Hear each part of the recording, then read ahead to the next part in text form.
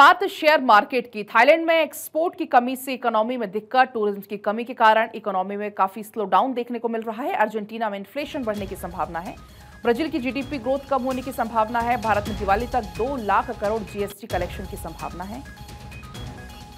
तो GDP growth Brazil की जो कि कम होने की संभावना है, लेकिन इसी बीच अगर हम बात करते हैं भारत की, हिंदुस्तान की, तो जो जीएसटी कलेक्शन है दिवाली तक 2 लाख करोड़ होने की संभावना है। हमारे साथ मार्केट एक्सपर्ट आकाश जिंदल जी इस वक्त जुड़ चुके हैं। बहुत स्वागत सर आपका भारत 24 पर। लेकिन हमने देखा पिछले दिन जो शेयर मार्केट रहा वो अब तक के उच्चतम स्तर पर करीब 80,000 तक पहुंच गया था।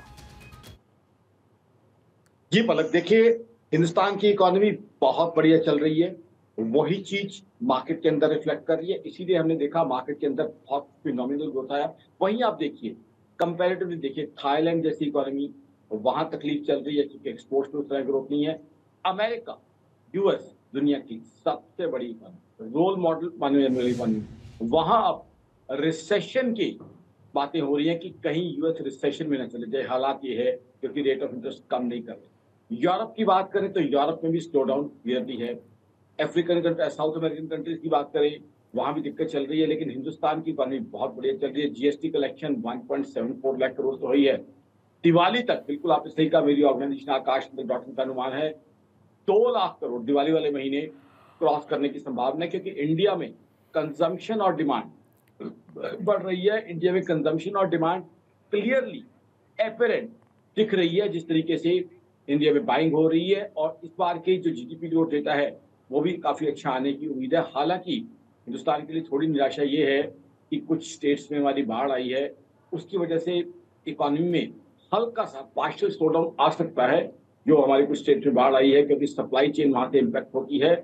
और कुछ हद तक दर्शकों को ये भी बता दूं कि सीपीआई इन्फ्लेशन भी बढ़ने की संभावना है, क्योंकि सप्लाई चेन इम्पैक्ट होने से खाने पीने का सामान भी डिले हो सकता है। बट ये दोनों चीजें शॉर्ट टर्म रहेंगी। ओवरऑल इंडिया की ग्रोथ स्टोरी अपनी जगह इंटैक्ट है। इंडिया ग्रोथ स्टोरी जो है बहुत तेजी से आगे बढ़ रही है, और साथ ही साथ जीडीपी ग्रोथ के टारगेट्स जो है, जो हमारा देश लेकर चल रहा है, उनको फुलफिल करने की पोजीशन में है। और मेरा तो ये भी मानना है, मेरी ऑर्गेनाइजेशन आकाश गठन का, कि थर्ड बिगेस्ट इकोनॉमी की तरफ हम बढ़ ही रहे हैं। फोर्थ बिगेस्ट इकोनॉमी का सपना शायद इसी साल साकार हो जाए, क्योंकि फोर्थ बिगेस्ट इकोनॉमी बनने के बहुत ज्यादा दूर हम नहीं रह गए हैं। और वो भी खासकर तब जब जर्मनी और जापान के हालात हम देख ही रहे हैं। जापान जैसी इकोनॉमी आज देखिए, येन की डिवैल्यूएशन, येन की कम होती वैल्यू के कारण कितनी परेशानी उस इकोनॉमी में आ गई है। वो परेशानी इतनी है कि वहाँ के कॉर्पोरेट्स, वहाँ के सरकार, वहाँ के एक्सपोर्टर्स, सबके लिए दिक्कतें बड़ी हुई हैं। हालांकि किसी टाइम में कहा जाता था कि उनका येन जो है कम है, तो इसलिए एक्सपोर्टर्स को फायदा है। तो हिंदुस्तान तरक्की कर रहा है ग्लोबल। तो एक तरफ स्लो डाउन तमाम इकोनॉमी में, लेकिन दूसरी तरफ भारत अच्छा प्रदर्शन इस बीच करता हुआ। फिलहाल बहुत आपका शुक्रिया तमाम जानकारी के लिए।